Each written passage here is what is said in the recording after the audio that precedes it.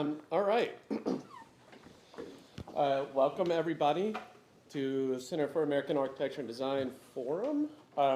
Today, we have Dr. Michael Moynihan joining us. Michael's the 2024 to 2026 Land, Space, and Identity in the Americas Fellow here at UT Austin in the School of Architecture. He's got a PhD from Cornell that he received in 2024, as well as an MA from the Bartlett and a Bachelor's in Environmental Design from the University of Colorado. His work broadly kind of focuses on these kind of questions of the global history of housing during the Cold War era, and these questions related to it around politics, technology, and expertise in architectural practice. He's currently working on a book titled, or at the moment titled, Systems Will Prevail, Global Housing and the Decline of the Professional Architect, which explains why in the 1970s, a quarter of the world's architects suddenly found themselves unemployed, and contextualizes how a shift in expertise related to international housing policy has shaped the education, careers, and salaries of architects in the past 5 decades. And he's working on a second book that seems to be a long history of architectural practices relationship to artificial intelligence, which sounds equally fascinating. So I need to get started on that. he needs to get started on that one. Let's say great. Thanks for joining us. Thanks, Brian, for that introduction, and thank you all for coming. Some of you might be wondering what a Land, Space, and Identity in the Americas Fellow does exactly, and I wonder that too sometimes. But I mostly have just been kind of sitting by myself feverishly trying to finish this book manuscript that Brian just mentioned. And I was going to go into detail into kind of one of the examples within the book, but I decided to do just a general overview of the book that I'm working on, and the talk is called Global Housing and the Division of Expert Labor, which is the title of the introduction. So, a century ago, housing was a primary focus of professional architects. This isn't true of all architects, but in architectural survey courses taught at most architecture schools, the early 20th century is filled with experiments in housing, from Villa Savoy and Frank Lloyd Wright to the mass housing in Red Vienna, New Frankfurt, and the superquadras in Brasilia, just to name a few. In the immediate post-war period, architects were hired to lead plans for reconstruction, such as Nikolai Baranov in Leningrad, Patrick Abercrombie in London, and the 1,800 architects who contributed to the design and construction of mass public housing in the Netherlands. And this wasn't just the case in Europe, but because of the high cost associated with housing, it was also common for architects to take on bureaucratic roles in national governments or financial institutions, such as in 1950s, Mario Pani was the General Secretary of Public Works in Mexico, Carlos Villanueva was the head of the Workers' Bank in Venezuela, and Lucia Costa and Oscar Niemeyer served as the chief architects for Government Building Authority in Brazil. Even Ernest Weissman, the Assistant Director of the United Nations, was an architect who worked with Le Corbusier and Adolf Loos. However, since the 1970s, architects have largely been excluded from international debates and world congresses focused on housing at a global scale.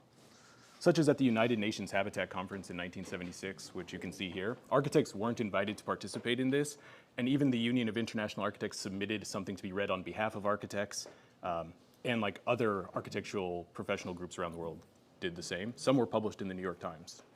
The people chosen to fill government ministries focused on housing policy shifted from architects to lawyers, economists, and politicians. A classic example of this is in the United States, where Carla Anderson Hill was appointed by Ford to be the housing secretary, and she's famous for signing the documents for demolishing Pruitt-Igoe. She's an attorney. And at the same time, by 1978, a quarter of the world's architects were unemployed. This decline in the profession is rarely addressed by historians. Scholarships often associate this decline with a global recession in the decade, or related to national governments' new confidence in the economic aspects of self-build housing. The book I'm going to present argues that architects' loss of relevancy in housing was caused by a shift in scientific and technical expertise in general. And Brian read the next sentence in my introduction, so I'm gonna skip that. But it says that had a dramatic effect on the last 5 decades, and the shift, I call it aggregate of expertise, a shift towards this. It's a bit of an ugly term, like, because of the way it sounds, but we'll move on. Rather than emphasizing episodes that explain how architects were excluded from the production of housing, this book looks at exceptions when some architects recognized their loss of agency and tried to resolve the situation by creatively engaging in newly emerging information systems. In 3 interrelated sections, I highlight 3 systems projects where architects participated in national housing projects and even hired their own teams of sociologists, computer scientists, and data analysts. I'm going to start by kind of showing the conceptual framing of the book, what I mean by aggregative expertise, and then I'll briefly show the 3 sections. The first is a global information system called ArchAssist, which was created by the Union of International Architects and UNESCO. The idea would be that you compile a database where all the information of architecture exists, something that proves to be impossible. The second is a project that looks at the role of architects in a large government-funded project in Mexico. And then the third I'll go into a bit more detail, which looks at Argentina during the dictatorship during the late 1970s, which shows a cautionary tale of this new emphasis on data and information technologies. So to anyone familiar with the history of international housing policy in the 1970s, the decline of the profession and large-scale unemployment of architects would seem contradictory. In the decade after the oil crisis in 1973 and until the debt crisis in 1982, housing became the primary strategy pushed by international agencies and economists looking to promote national development and to manage rural-urban migration. As global stagflation lasted through most of the 1970s, investment banks looking to avoid low rates of return began lending to national governments, particularly national governments in the global south eager to gain access to the world financial system. We now kind of know that during the OPEC oil embargo, the US threatened to invade Saudi Arabia, and sort of as a concession, they agreed to recycle all the petrodollars through US investment banks, but because it was a recession, they didn't have a place to put this to get a reasonable return. So they came up with this idea to lend to governments. The president of Citibank at the time kind of famously said, "We lend to national governments because if they default, they can't hide," which is a little grim. National governments were seen as secure and profitable options for lending, and politicians and economists worldwide believed sincerely in the power and mythology surrounding the discourse of development. Like, just to kind of put this in perspective, Mexico in 1970 had $2 billion of debt. By 1980, had $80 billion of debt. So during this period of intense international lending, experts relied on new forms of econometric modeling to integrate national development plans into a more global understanding of the economy. And because housing was seen as a universal need, because people need houses everywhere, it became a key objective and single variable to solve several perceived intertwined social and economic problems at once. And despite what seemed like a perfect place for architects to work and a perfect place for architectural expertise, housing, architects were largely excluded from these discussions. In 1973, for example, which you can see here, the United Nations created a study called the Integration of Housing into National Development Plans, a Systems Approach. Building on data collected by thousands of experts in different fields, the report's authors outlined an econometric simulation model to predict the economic benefits of housing at a global scale. Architects played no role in creating this model, which simulated how housing would impact the economy, income, the rate of migration, levels of infant mortality, overcrowding, and education. All of these categories were said to be outside of the expertise of architects. And this was also compounded by the effect, don't worry, this picks up. It's a little grim here at first, but we pick up. This was also compounded by the effects of a global building boom in the 1960s and the rapid decline of construction during the recession in the 1970s. During the 1960s, large commissions were typically state-funded, and because of the high demand for construction, new management and consultancy groups entered the construction industry, positioning themselves between the client and the architect. These entrepreneurial management groups took over most of the responsibility of managing material distribution, legal contracts, and economic oversight. And as this building boom dissipated during the recession, these management groups consolidated their position in the construction industry, taking over many of the roles controlled by architects. So like the president of the AIA at the time is like, package dealers are the reason why architects are failing. And there's like people saying like, never in a time has developers taken over the role of architects, et cetera. And this is from Architecture Record in 1972, Bell Systems. It's like, this expert belongs in your plans. It's a pretty interesting advertisement. And this shifting landscape of expertise has been discussed in greater detail in other disciplines. Historians of science and technology argue that in the mid-1970s, as mid-range and mini-computers began to allow local computing at significantly lower cost, new fields began computing resources to process data. And as a result of this technological shift, combined with unprecedented social and ecological pressures in the decades, systems analysts sought to quantify the world with computer-based models to manage economic, social, and geophysical processes. This may have been caused by the 73 oil crisis, but it's characterized by words that you might have seen before, like the limits of growth, population bomb, think globally, and kind of a renewed interest in Malthusian ideology. This change impacted a number of fields, such as policy science, and in particular fields traditionally associated with the natural environment, such as biology and earth sciences. The vast amount of data required to understand the complex global changes forced scientific expertise to be expressed through integrative, comparative, and mathematical techniques rather than field and laboratory experiments. This book builds off of recent scholarship on the changes to environmental science, which have shown that during this period, expertise became aggregative, as no one person or even institution could easily collect, process, and analyze the range of data required to make observations at a global whole. A common example used to explain this in environmental science is the discovery of the global climate crisis. There's not like one person or institution that discovered it, but it's like this slow aggregation of data across the world makes it aware. And so this is kind of like an obvious shift in science, but I suggest that that shift is happening in other places. So this is kind of the table of contents of the book with 7 chapters. And I've already read this part, but so rather than showing examples where architects weren't included, I show 3 examples. The first is a global international information system called ArchAssist, which was developed through a collaboration between the Union of International Architects and UNESCO. During promotional speeches, the project's director, the Spanish architect Rafael de la Hoz, often referred to the biblical allegory of the ark used in the project's name. ArchAssist was intended to save the profession and supply practicing architects with real-time information needs, what he called global architectural expertise. In part 2, I look at a large-scale housing experiment in Mexico City called CIPROVI. They all have, because of these systems, they all have these like crazy acronyms. To argue that Mexico was unique in the field of human settlements and national development in the 1970s. Unlike other countries, the process of integrating housing into the financial sector through new mortgage lending institutions was led primarily by architects. And in the final section called Aggregated Data and Authoritarianism, looks at Argentina during the dictatorship between 1976 and 1981. And during this period, and because of new forms of authoritarianism, systems and cybernetics became tools to manage economic and environmental policy.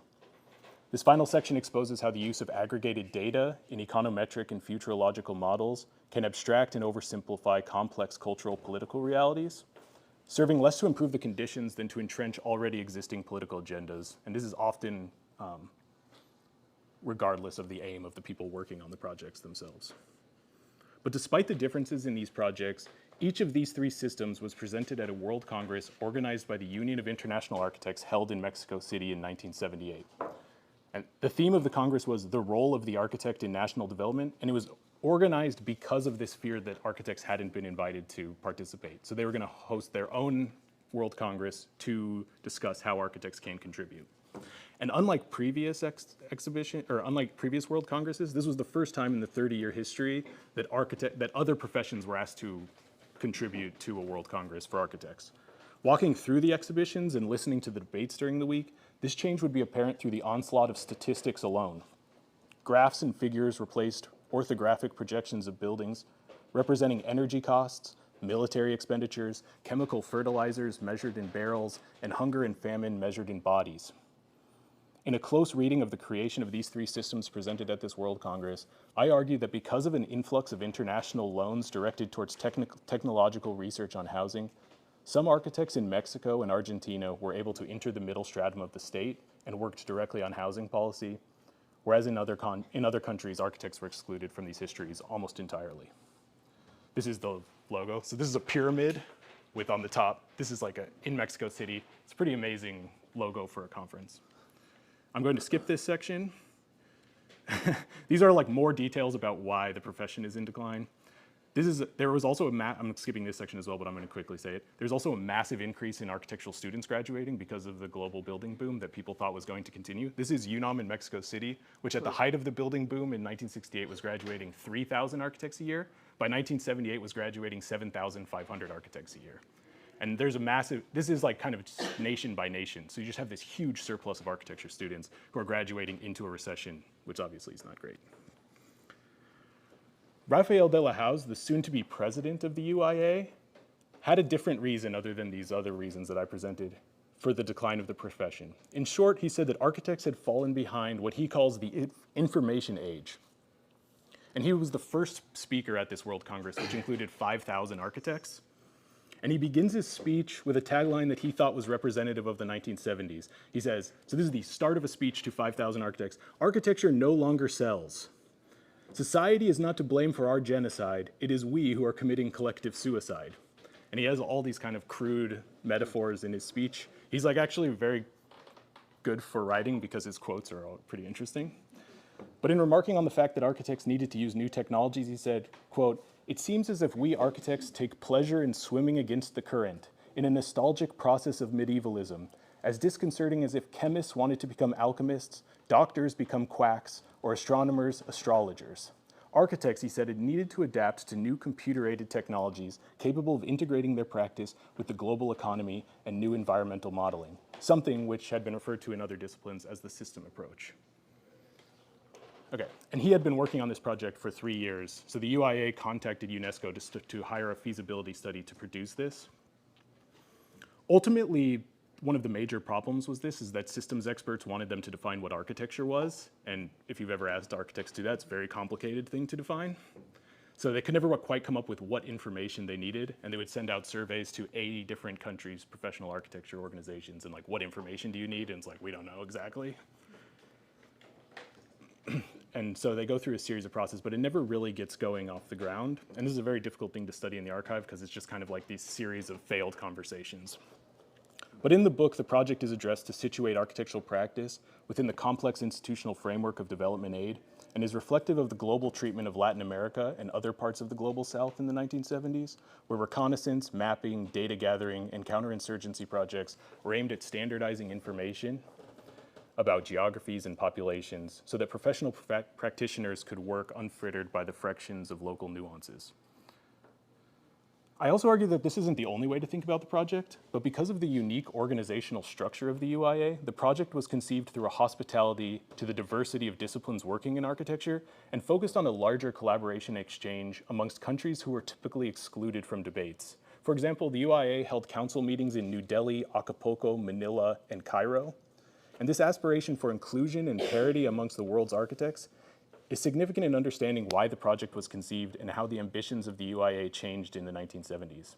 It's like the UIA have an interesting history, and it dates back to this idea of defining architecture.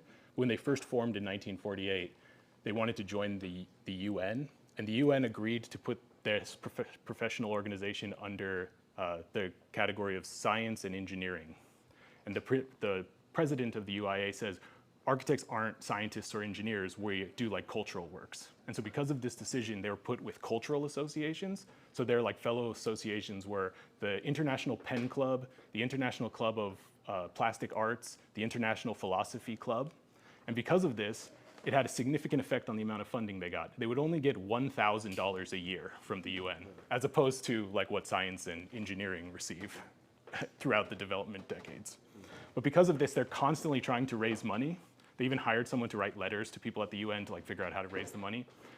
And the main way to raise money was to like, get new countries to join their organization and then have their governments pay fees to like keep it alive. And so like during the Cold War, they have one World Congress. So like to show their relevancy to the UN, they have one Congress in Moscow in 1958, then London in 1961, then Cuba in 1963. So they're like showing how that they can like bridge together this world. Anyways, that's enough. By 1978, national governments had considerable interest in funding and hosting regional archicist centers. Lahouse scheduled his speech in Mexico City to coincide with the opening of the first regional center in Mexico called the Center for America. And throughout this first section, I situate these discussions within shifting ideas of internationalism in the 20th century. I argue that Archicis's project was conceived as part of a half-century of discussion surrounding internationalism in architecture. And in this way, it's a lens to understand how the term internationalism itself shifted in the 1970s from its previous post-war meaning, and also shows how government officials in Mexico tried to position themselves within international relations and global development politics. So one of the primary reasons Archicist was going to begin in Mexico and then build outward was one, because Mexican architects were very powerful within the state, and because they got most of their funding from national governments, they created Mexico as a very powerful kind of group within this. But also Mexico had one of the only computer centers focused on housing at the time. like directly focused on housing, which I'll talk about in a bit. But in these next two chapters, Mexico is used as a counterexample to argue that in some countries, architects were significant actors in government-subsidized housing. Although architects began to see a decline globally in the 1970s, in Mexico, architects have played a significant role in developing public policy since the 1950s. And because of this unique and historic role, different expertise was prioritized during the design and construction of low-cost housing. So you might be wondering, this was on the poster, and these are clips that I've taken from a video that was submitted to the UN. Every country had to submit a video to the UN to show like what the real life of housing was in their country. But this is unique for several reasons. They actually hired like best cinematographer in Mexico to make this film and the best composer. So this is like a very professionally made film, whereas every other country is just like people in housing ministries like walking around showing stuff.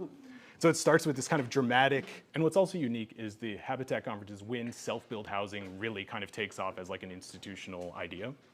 And so this is a critique of self-build housing, which is like interesting in its own way. But so it starts with this family walking into like an empty land, building their own neighborhoods, and then the score starts to build like a horror soundtrack, and the houses all start burning down with like children watching the houses burn down, and then it cuts to this like blue, newly built housing thing. So it's a pretty weird video to send in, and one of the requests by the UN was to not have architects in the videos. But in the Mexico's video, there's architects everywhere. It's like once these houses burn down, like an architect comes in and like unrolls drawings amongst the like rubble. There's architects, etc. And then later in the film, walking into the same farmland, a more contemporary looking Mexican family walks in.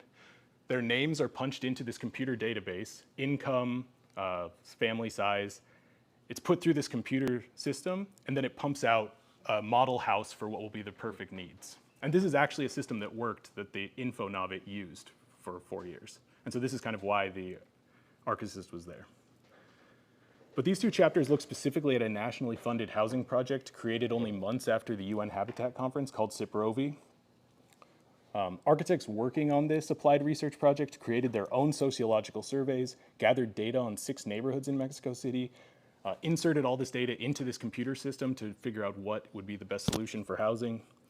And they even planned to fund projects through the creation of state-run superstores that would fund the project by selling state-manufactured building materials directly to consumers. And most importantly, I argue that this project was developed as a way for architects to abstract specific knowledge in the construction industry and to become the legal experts in control in the design of construction of housing. To do this, architects would change the design, would be in charge of the design of the exterior structure of the building, such as hallways, stairwells, roofing, and essential urban services like water, electricity, and sewage. And everything else would be, everything else in the building, such as internal walls, plumbing, and flooring, would be done by the people living there. So like this on the right is where architects will build like the structure of the building, and then the infill is responsible for the inhabitants. This is like a drawing of what it will look like. And this project is understood through scholarship on professionalization in sociology, where professionalization is understood not through linear steps such as the creation of schools, national associations, and ethics codes, but that professions develop through contested jurisdiction between a system of other professions. Sociologists have shown that in the 1980s and 90s, for example, medical professionals feared that the medical profession was in decline. So medical professionals seized alcoholism, hyperactivity in children, obesity, all things that other experts didn't necessarily think were medical, but they've grown quite significantly since the 1990s by kind of making these jurisdictional claims across different professions. And I argue that because housing became understood as a variable within new practices of econometric and futurological modeling, new professions such as information science, the professionalization of NGOs, economics, began to seize control of expertise in the housing sector. And during the CIPROVI project, architects established themselves as the single experts in control of the external structure of the housing, both in like the legal structure of the Mexican state and in practice. And in doing this, they were able to maintain jurisdictional control of an objective and measurable quality within the problem of housing, something which had been taken over by other professions during the decade. And I don't know how familiar you are, but some of you might be saying, this sounds an awful lot like John Houbraken's idea, support and infill. Maybe no one's thinking that. But this idea is similar to a concept created in the Netherlands by the architect John Houbraken. Eventually, Houbraken was even hired as a consultant on the CIPROVI project. However, I argue that this idea was not imported into Mexico, but was part of a local history specific to Mexico, where the use of permanent unfinished dwellings had become a tool used by local housing cooperatives to prevent government eviction and neighborhood clearances. For example, this is the neighborhood of Palo Alto, which there was a wealthy neighbor who owned their land, and these people moved here in the 1940s, and they were about to have their neighborhood bulldozed, but a nonprofit called CAAD helped them to come up with this idea, and this was a nonprofit run by architects, that if you just can figure out how to build permanent looking buildings, even if there's nothing inside, then it will slow down the ability for the clearance of the neighborhood. And it works kind of, but it creates this idea that you build the outside first, and then like as the means start to develop, you build you like slowly develop the inside of the buildings. And this also happened at the same time. So this same nonprofit was working with a group who moved into an abandoned hospital. And so it's a similar thing, like they built a neighborhood within the hospital, but the Mexican state eventually evicted them out of that hospital. But this creates this idea by this guy named Enrique Ortiz, who was the architect in charge of COPEVI, where he thinks that this is actually a good solution for Mexico. You build the exterior of the building and then let people build the interior. And he goes to the UN. So he actually comes up with this idea with his friend to go to the UN Habitat Conference, and they fly there the day before the UN Habitat Conference with the idea that they're going to pitch this idea to the president of Mexico and then be allowed to present at the conference.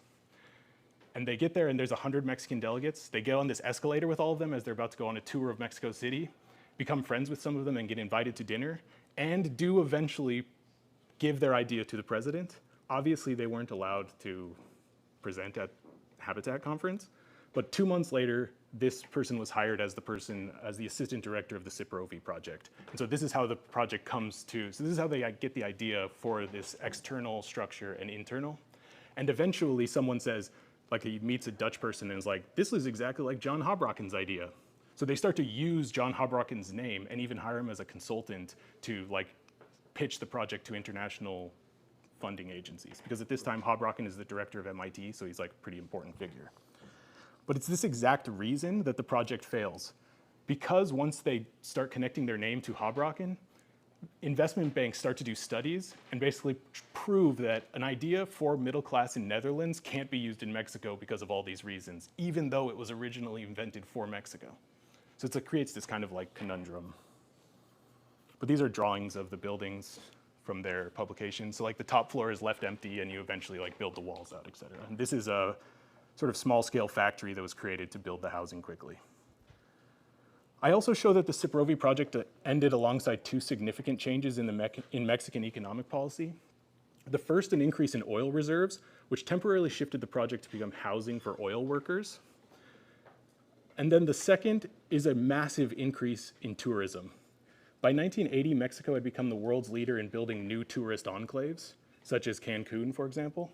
Interestingly, that hotel was designed by the same architect who designed the blue houses in the UN video. So this like shows like this interesting shift. But also, the way that Cancun was decided was using the same computer system that determined the housing from the UN video. So like bankers would insert data such as like coastal variations, amount of mosquitoes, amount of sharks, like risk of hurricanes, and the computer system picked out the location for Cancun. So it's like an interesting dramatic shift towards tourism. Let's see what time it is here. Oh, we're killing it. While the first two parts demonstrate moments when architects recognized the loss of relevancy in housing and took on new roles in developing information systems for architecture, the final section is more of a cautionary tale. I look at two housing projects designed in Argentina during the dictatorship. The first is a project called the Rural Environment System, which I'll go into a bit more detail.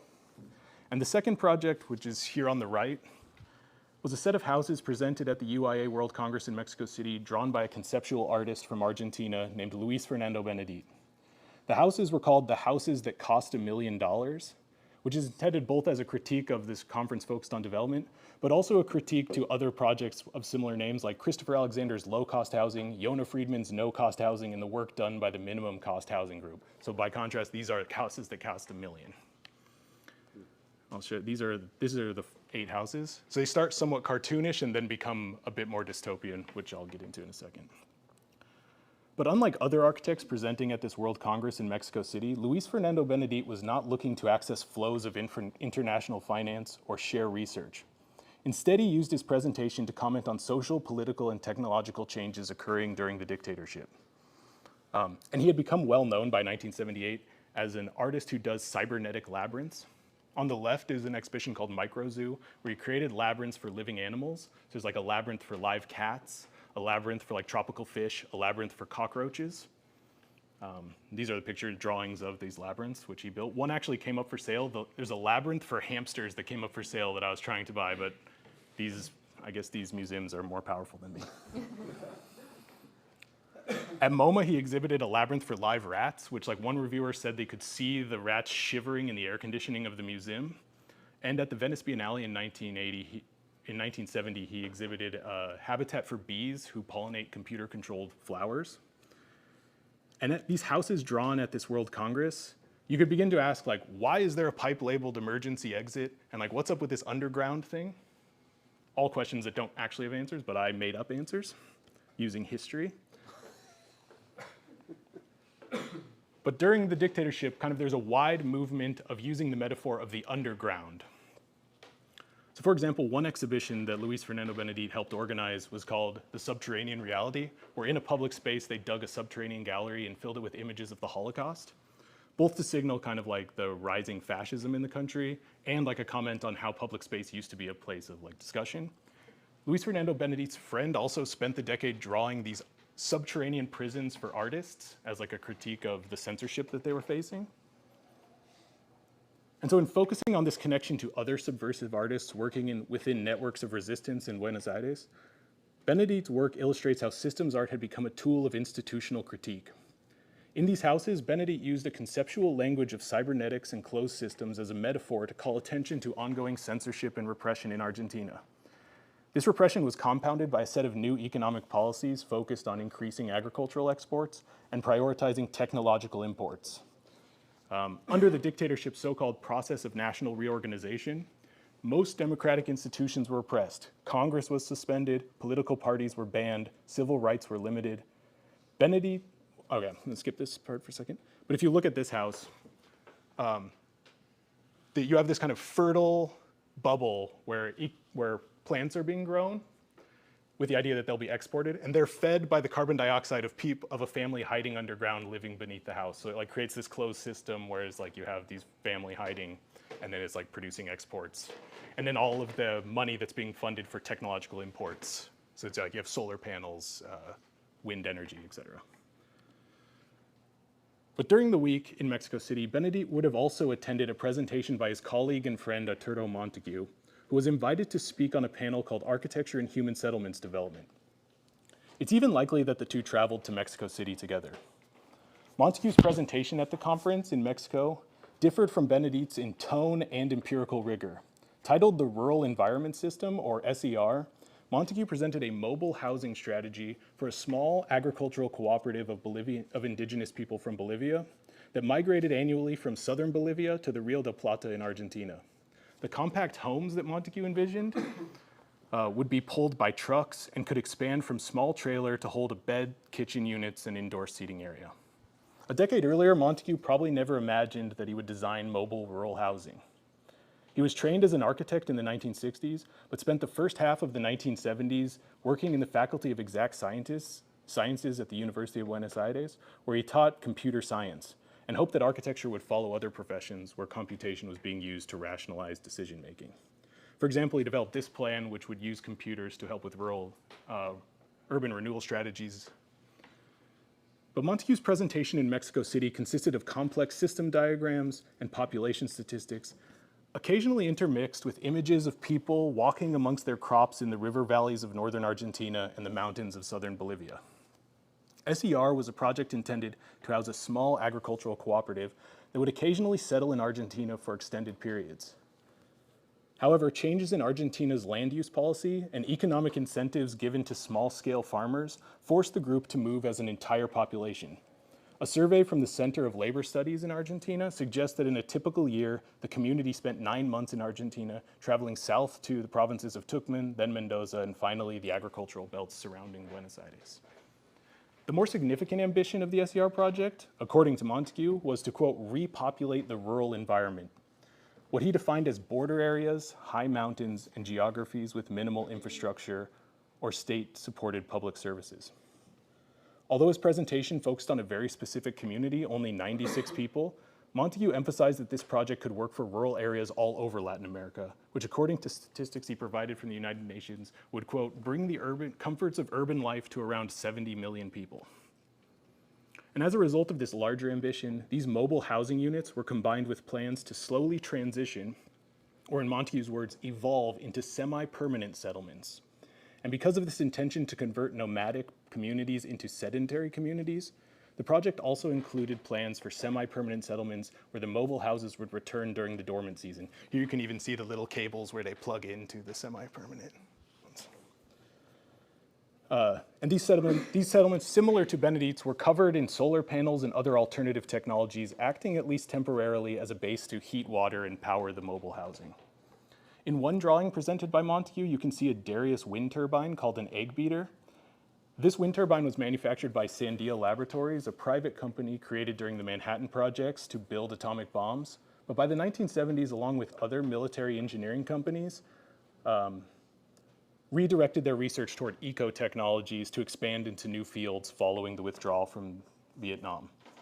And at the time of Montague's presentation in Mexico, the United Congress actually made Sandia the US's Department of Energy. So it's the National Laboratory for the Department of Energy. And this particular wind turbine's inclusion in the project is not surprising. By 1978, during the dictatorship's process of reorganizing the country, Argentina had become a feeding ground for US companies looking to expand into new international markets.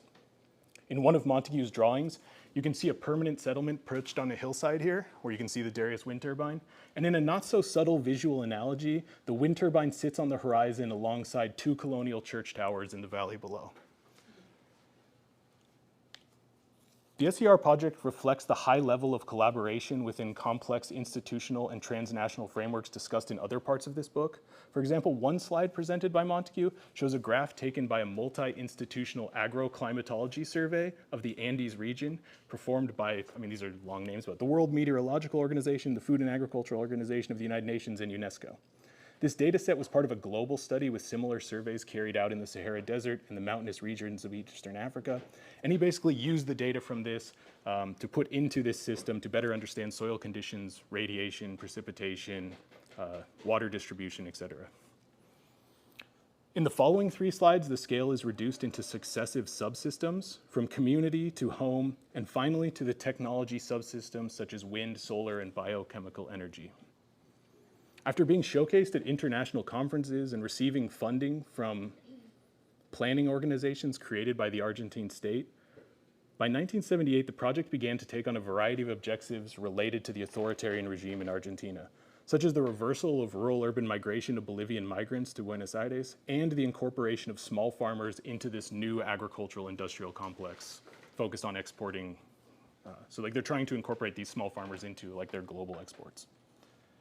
Scholarship on the emergence of these techno-social movements in the 1960s and 70s have shown the ways technologies created by the United States military and research institutions such as MIT and RAND were transformed into instruments for the state and non-governmental organizations.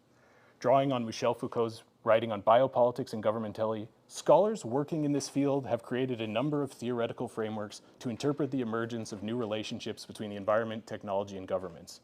This literature, however, often excludes the continents of Asia, Africa, and South America. Even when scholarship focuses on locations within these regions, it typically foregrounds the intellectual histories of individuals from North America or Europe and discounts the large number of government officials, academics, and bureaucrats who played a vital role in establishing fundamental changes in scientific governance through publicly funded research oriented to long-term planning. These are journals created by CEPLAID, which is the architecture wing of the dictatorship, but they make a monthly journal, and they're all beautiful to look at. Unfortunately, they're really cool in a creepy way. But this is sort of the conclusion here. As this book shows, this was particularly true in Argentina, which had become a center for ecological and early computational experimentation during the process of national reorganization. As the economist Guillermo O'Donnell and others have shown, prediction and futurological models were central to how bureaucratic authoritarian regimes structured political, institutional, and economic policies. Mexico was also using computation and architects creatively experimented with new information systems to maintain their role in government-funded housing.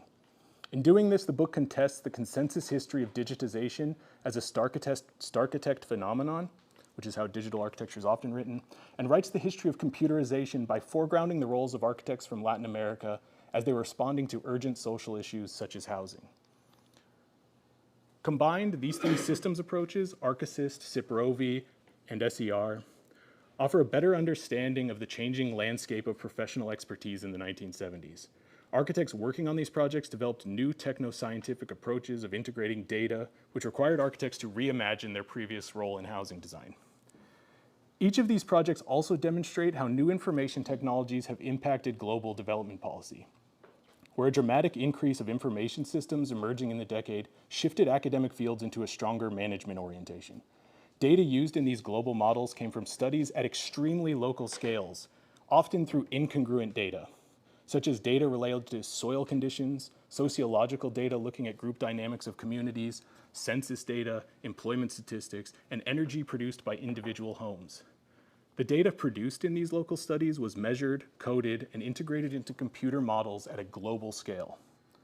While it's understood that these small-scale measurements contribute in some abstract way to global change,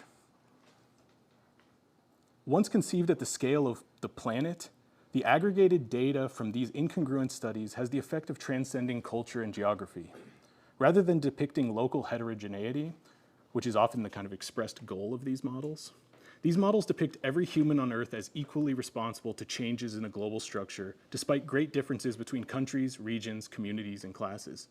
Integrating these two incongruent scales, that is, local and global, required dramatic shifts in what previously constituted professional expertise, and tracing this shift in expertise offers a new understanding of the role of international organizations in architects, changes to the practice and education of architects in the 1970s, the soft imperialism of information systems on developing countries during the Cold War, and the complex ambitions of the emerging field of human settlements. That was a long conclusion slide.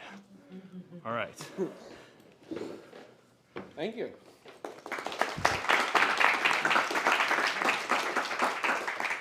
Thank you. Well, we've got 17 minutes for questions. Perfectly timed. Yeah, that was fantastic, and so many things to connect there. I'm glad to open it up if people have questions, places they want to start. I have a question. Yeah, so it was fantastic. It was really interesting. I mean, I saw so many things that I hadn't seen before. Like so many people who were sort of peripherally may have heard of. So it was actually great to sort of see that history that's not quite the sort of like mainstream history. Definitely not mainstream history. I guess that was a little bit my question, right? The sort of mainstream history, at least in North America, about like sort of why housing got bad in the kind of 70s and 80s, is often sort of like related to kind of politics and defunding of kind of like federally funded housing, I think 73 or so. Are there significant differences in the kind of countries and states that you studied in kind of how much funding was actually allocated to that, and did that affect to any kind of extent the involvement of architects in these kind of enterprises around housing? Yeah, so I mean that's a good question. Thank you. That's a very good question.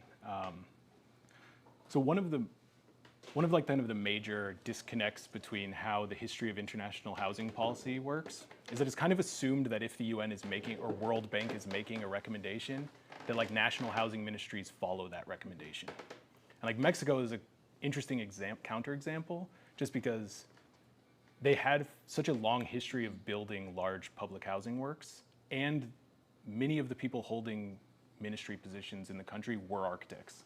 So it's like this shift to just like giving World Bank like freedom to control sites and service projects wasn't like going to happen that easily there. And it shows that there is disconnect between different countries, and different countries are very different. Like obviously what's happening with these rural settlements in Bolivia is way different than what's happening in Mexico, which is way different than what's happening in the United States. And so in some ways this points to kind of a shift in thinking about international housing policy. And like in Korea, for example, at this time, they're like ramping up mass public housing. So it's like all of these things don't fit nicely into this. But simultaneous to that, in this period, World Bank and other NGOs start to gain massive power.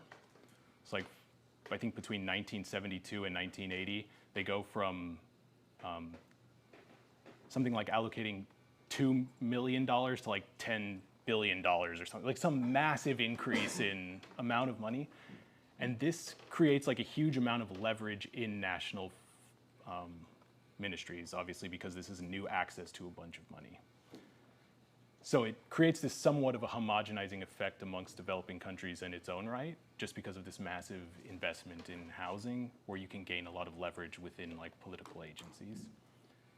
But that's all to say that things are different everywhere, and this is complicated. I think that's kind of what you asked, but maybe not. Well, maybe building on that quickly, is this a story about lending policy or lending policies at like international, transnational scales that in some ways could be mapped onto U.S. relations, like in 50s, 60s, 70s, where it's also like federal kind of incentives to lend in certain ways and not lend in other ways? Like, is much of this story actually just about credit and debt that makes this happen?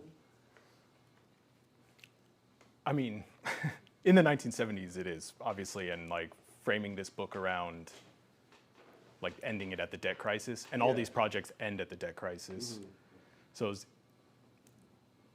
that is like a logical continuation of like the Alliance of Progress and like this, like Truman's like ramping up of development discourse. So it's like a continuation of that project, but now through like a shift towards investment banks, where, and it has massive effects even in the United States. So like this lending to other countries, like this massive lending to other countries, also shifts like a perspective on how the US monitors the economy. It's like inflation becomes a major issue if you're lending US dollars to all these countries. So the economy kind of shifts in a way to focus less on employment and more on how inflation works. Because if there's large inflationary swings, it's going to create a huge problem for these investment banks. So it's a continuation of a larger project, but like in 1973, it gets shifted into a kind of more financialized model. Whereas like the Alliance of Progress is more of, I think, like intended as a cultural project than it is like purely a financial project. Although obviously it's a financial project as well. Yeah.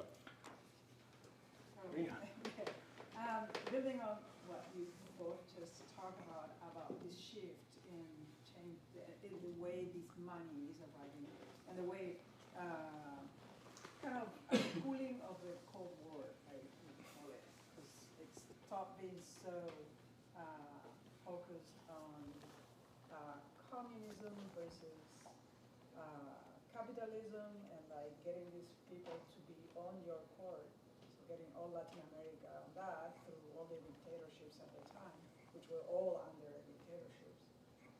So my question is, do you think that it's the way that technology is embedded in these projects is a way, one, to take the kind of focus from ideological issues to technology issues, and it's a way that the architects can get to work in social projects with, going around sociology and other fields that were highly controlled and persecuted during dictatorships. So do you see these as a kind of an alternative route for architects to get through technology and to avoid the issue of more ideological issues and continue working? Yeah, that's a great question. And so in Mexico, for example, although the PRI is essentially authoritarian at this stage, the use of technology by these architects, I think, is just to gain access to funding agencies who will only kind of fund projects that have sociological and like data-driven dimension to them, or like at least they're much more attractive. In Argentina, it's a very different thing, and in other places like Chile and Brazil, where in the 1960s in Argentina, and I get into this on the chapter on Benedict in his houses because he's doing computational work as like a critique to access to computers. Argentina was developing their own computers and technology in the 1960s, and had a kind of like a robust computer science department.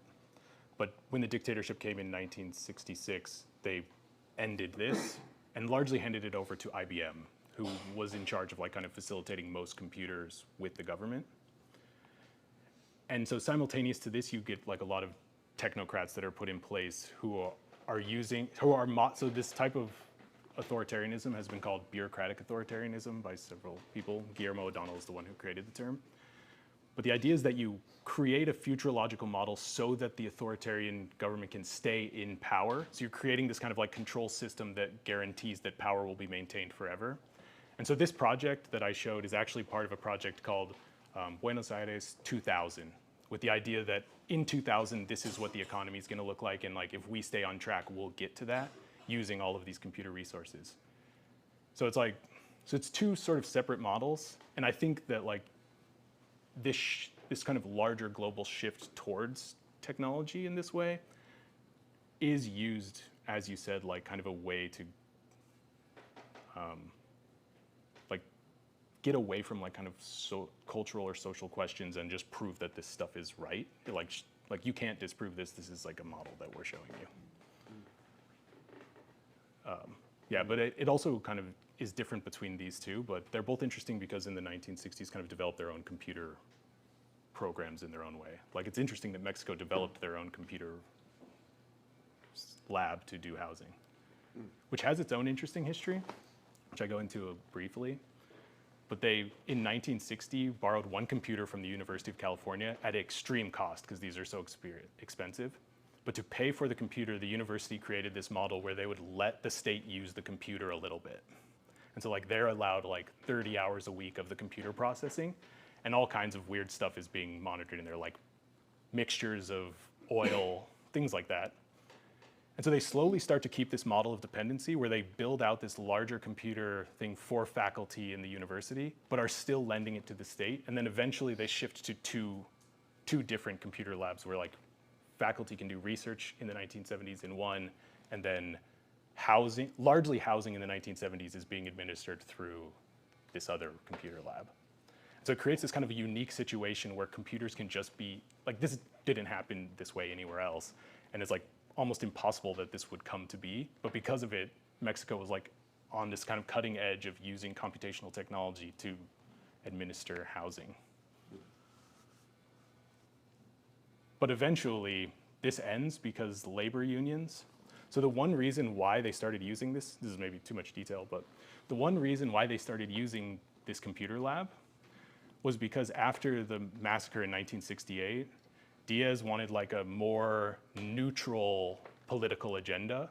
And so he promoted this computer lab as a way to administer housing so that it wouldn't appear that the government was like prioritizing or favoring anyone. And so they did this from 1972 until 1976. But in 1976, the workers' union and most of the leaders in the worker union revolted on this idea because it like undermines their ability to give out housing in the way that they had previously. So it like creates this complication between the government and the unions. And so they stop using it largely because of the union. And then it shifts to the Ciprovi project. And then eventually to picking where Cancun will go.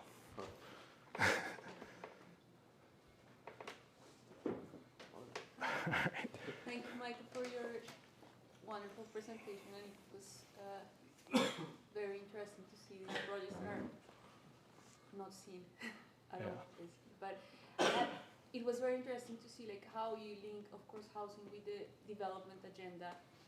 And I have perhaps two questions, and it's like one is if this like it's more methodological of how did you select it, like among the sea of many projects that might have emerged like these, and as if you see like as exceptions to the moment, or or rather representative, or like what was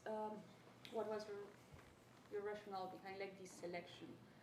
And then the other question, and I'm thinking about like in terms of how housing and the construction of housing during these the 60s and 70s was part of like the developmental agenda to, like not only to create jobs but also to urbanize, so like Latin America, rather than like being like a natural movement of people. I think it was also part of a political agenda to push people from rural areas into urban areas. And I'm wondering, like, how you, or if in your research, how did that link come about? Okay, good questions.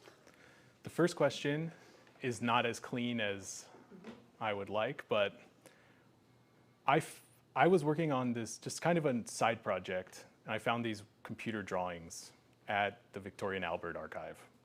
This was like 15 years ago. And it's kind of like, what are these? Untitled, and I eventually traced it back to this one exhibition called Art and Cybernetics, which happened in Argentina in 1969. And then I just looked like, what else was going on? Who else was at this? And there was an architect, and it was this guy, Luis Fernando Benedit, who really isn't that well known. He's starting to become more popular over in the last like 2 years or so, but still relatively unknown.